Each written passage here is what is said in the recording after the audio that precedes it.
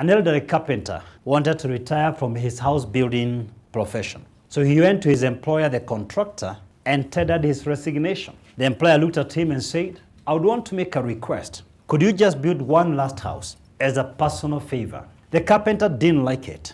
He resorted to poor workmanship and used inferior materials. At the end, he invited his employer to inspect the project, the housing project. After inspecting the project, the employer handed him over the front door keys and said, this is my gift for you, for the many years of service that you've worked so hard for me. The carpenter couldn't believe it.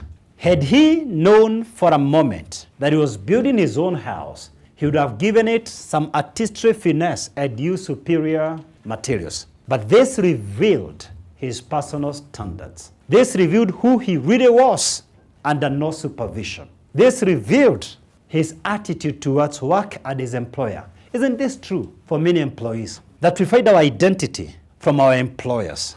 We define our standards from supervision. If supervision was eliminated, the true colors would literally come out. We resign long before we resign. We get out of that job long before we get out of the door of that organization.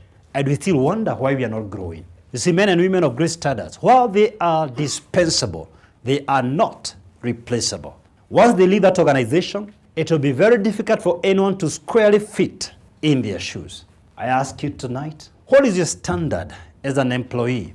What is your standard as an employer? What is your standard as a husband, as a wife, as a friend, as a mentor, as a business partner to someone? What is your standard as an associate? If we gave you our mentorship certificate, what is your standard as a mentor? By what standard do you live? One major reason why a lot of people literally never achieve their goals in life is because there is a mismatch between their goals and their personal standards. Do you know, you can look at a fellow like this and know you can't lend him even 10K. There's a mismatch between what he's borrowing and his personal standard.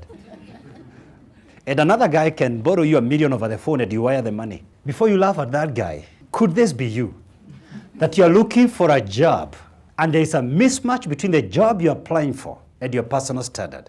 There's a mismatch between the salary you're looking for and your personal standard. There is a mismatch between the girl you want to date and your personal standard.